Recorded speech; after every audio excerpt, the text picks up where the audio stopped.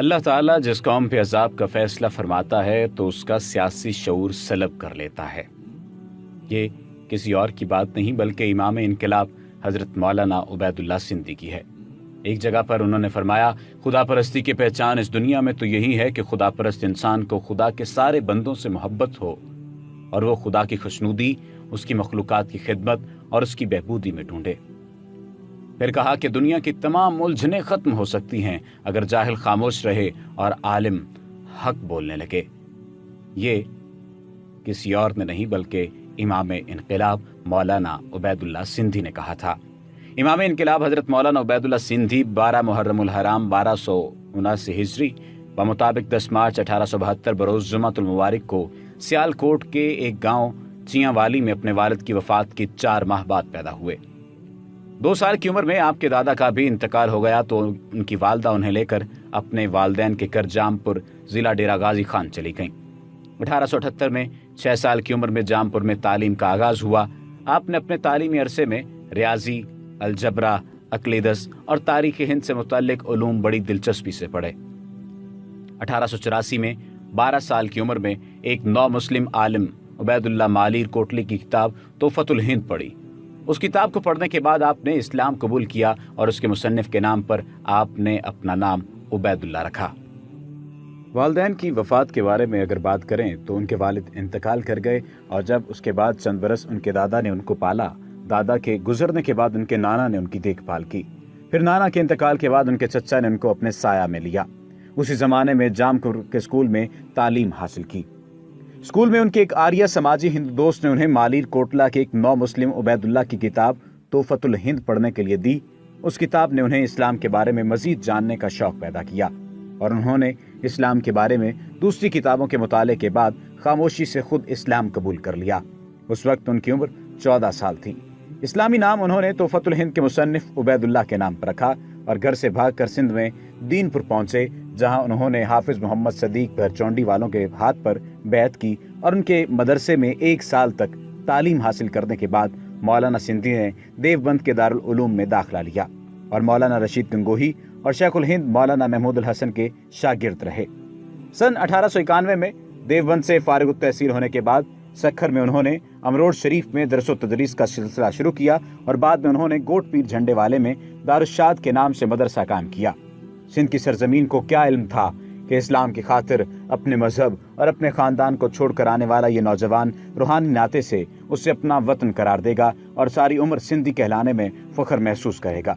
1901 میں مولانا محمود الحسن نے عبید اللہ سندھی کو دیوبند بلایا اور عالم اسلام کے اتحاد اور ہندوستان کی آزادی کے لیے انقلابی جدوجہد شروع کرنے کے لیے ایک تنظیم جمعیت الانصار قائم کی۔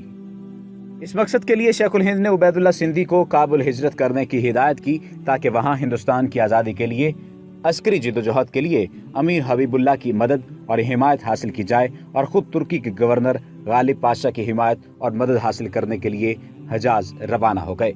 مولانا عبید اللہ سندھی 1915 میں جہاد کے جذبے سے سرشار خفیہ پولیس سے بچتے بچاتے کوئٹہ کے راستے 100 میل کی مسافت پیدل چل کر طے کی اور شراوت پہنچے، جہاں سے گائے اور بیل پر سوار ہو کر گندھار گئے اور وہاں سے کابل پہنچے، جہاں 1 ماہ بعد انہیں امیر حبیب اللہ خان سے ملاقات کا موقع ملا جو تخلیہ میں ہوئی۔ مولانا سندھی کا بنیادی مشن ایک مسلم نجات دہندہ فوج یعنی جنود ربانی قائم کرنا تھا جس میں تمام مسلم سلاطین شامل ہوں۔ اس فوج کا مرکز مدینہ منورہ تجویز کیا گیا تھا۔ اسی کے ساتھ افغانستان میں ہندوستان کی آزادی کے لیے جلا وطن حکومت کے قیام کی تجویز تھی، جس کے صدر راجہ مہندر پرتاپ اور وزیر اعظم کے لیے بھوپال کی برکت اللہ کا نام تجویز کیا گیا تھا۔ اس جلا وطن حکومت کا مقصد ہندوستان کی آزادی کے لیے افغانستان کی مدد سے مسلح جدوجہد کرنا تھا، جس کے بعد امیر افغانستان کو ہندوستان کا فرمانروا تسلیم کیا جاتا۔ امیر حبیب اللہ سے مولانا عبید اللہ سندھی کی تخلیہ میں بات چیت میں اس منصوبے پر غور کیا گیا تھا۔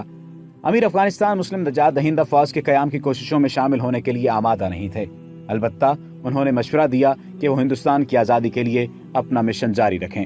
امیر افغانستان سے ملاقات کے بعد مولانا عبید اللہ سندھی نے جو نیا منصوبہ تیار کیا اس کی اطلاع شیخ الہند محمود الحسن کو مکہ مکرمہ میں دینے کے لیے اور آئندہ کی حکمت عملی تجویز کرنے کے لیے انہوں نے پیلے رنگ کے 3 ریشمی رومال پر خط تحریر کر کے اپنے معتمدوں کے ہاتھ حیدرآباد میں مولانا سندھی کے ایک ساتھی شیخ عبد الرحیم کو بھجوائے تھے۔ جو حج پر جانے والے تھے تاکہ یہ خطوط وہاں شیخ الہند تک پہنچ جائیں۔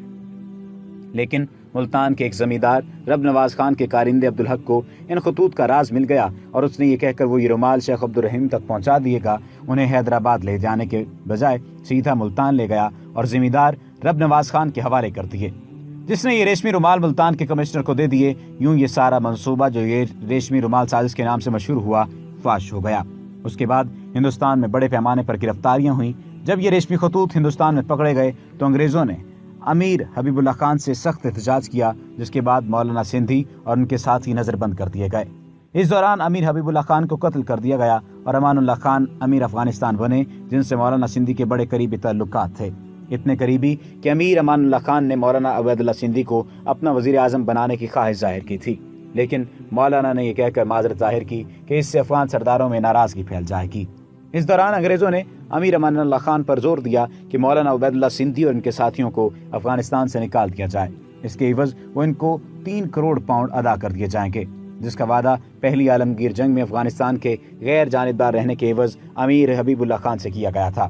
آخر امیر امان اللہ خان نے رقم کی لالچ میں آ کر مولانا سندھی پر زور دیا کہ وہ افغانستان سے چلے جائیں۔ مولانا نے جب افغانستان چھوڑ کر سوویت یونین جانے کا فیصلہ کیا تو امیر امان اللہ خان نے مولانا سندھی سے درخواست کی کہ وہ سوویت رہنماؤں کو افغانستان کو 1 کروڑ پاؤنڈ کی امداد دینے پر آمادہ کریں جو افغانستان کو درکار ہے۔ مولانا عبید اللہ سندھی نے اپنے ساتھیوں کے ہمراہ نومبر 1922 میں دریائے جیہوں عبور کیا اور ترمز کے راستے سمرقند اور بخارا ہوتے ہوئے ماسکو پہنچے۔ اس زمانے میں لیلن شدید بیمار تھے اور لوگوں کو پہچانتے بھی نہیں تھے، لہٰذا مولانا سندھی کی ان سے ملاقات نہیں ہوئی۔ البتہ وزیر اعظم ٹاٹسکی اور وزیر خارجہ چچرن سے تفصیلی ملاقاتیں ہوئیں۔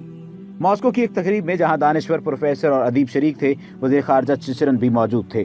تقریب میں کارل مارکس کے نظریے پر بات چیت ہو رہی تھی۔ مولانا سندھی سے استفسار کیا گیا کہ آیا کارل مارکس ایسا نظریہ اس سے پہلے انہوں نے کہیں دیکھا ہے؟ مولانا نے کہا کہ ہمارے ہندوستان کے مفکر شاہ ولی اللہ نے کارل مارکس کی پیدائش سے 100 سال پہلے ہی نظریہ پیش کیا تھا۔ مولانا نے شاہ ولی اللہ کے نظریے کی وضاحت کی اور کہا کہ کارل مارکس کے نظریے میں دین شامل نہیں، لیکن شاہ ولی اللہ کے نظریے میں دین اسلام شامل ہے۔ اس تقریر کے بعد چچرن مولانا سے ملنے آئے اور پوچھا کہ کیا کوئی ریاست ہے جس کا نظام شاہ ولی اللہ کے نظریے پر چل رہا ہو؟ مولانا نے کہا کہ ہمارے استاد نے ایسی ریاست بنانے کی کوشش کی تھی لیکن ناکامی ہوئی۔ چچرن نے کہا کاش کوئی اسلامی ریاست ایسی ہوتی تو ہم سب مسلمان ہو جاتے۔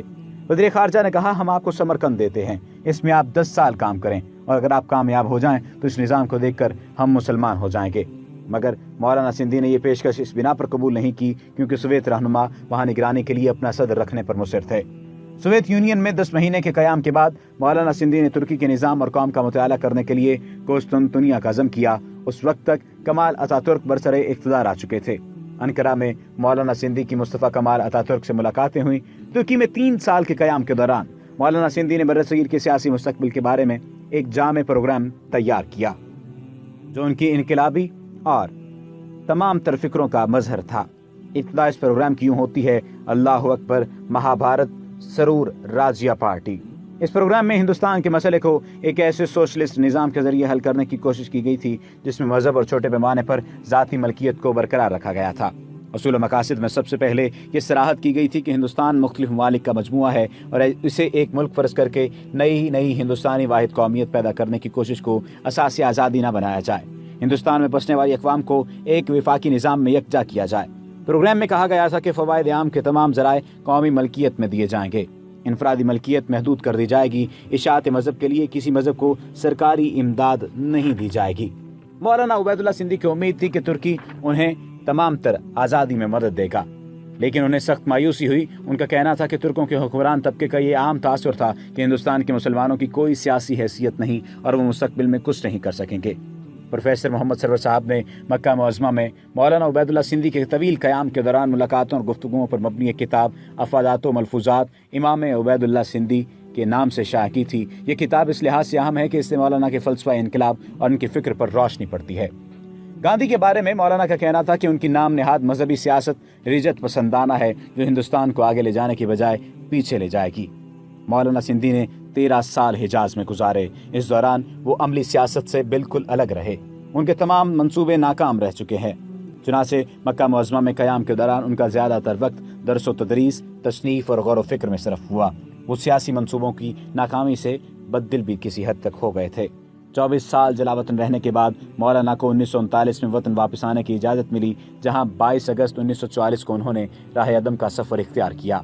आखिर में ये बात मैं फ़ख्र के साथ कहूँगा कि बचपन में उस अजीम इनकलाबी को जिन लोगों ने भी देखा है वो वाक़अतन खुश नसीब लोग थे। मौलाना साहब मुस्लिम निजात दहिंदा फ़ौज के क़याम के लिए कोशां थे, मगर इस बात पर खुश थे कि रूसियों ने खुद को लादीन बनाकर हज़ारों बलाओं से बचा लिया। ये बात समझ में नहीं आ सकी कि एक मुस्लिम मुआशरे के लिए इनकलाब लाना चाहते थे या एक खुशहाल मुआशरे के लिए, लेकिन ये तमाम तर बातें हकीकत के करीब तरीन हैं कि उन्होंने बहुत मेहनत से तमाम तर उम्मत मुस्लिमा को इकट्ठा करना चाहा था और एक खुशहाल मुआशरे के क़याम के लिए कोशां भी रहे थे। उम्मीद है कि आपको आज की हमारी ये वीडियो पसंद आई होगी। अगर आपने अभी तक हमारे चैनल को सब्सक्राइब नहीं किया तो सब्सक्रिप्शन का बटन दबाकर सब्सक्राइब कर लीजिए, ताकि आइंदा आने वाली तमाम वीडियोज़ आपको बआसानी मिल सकें।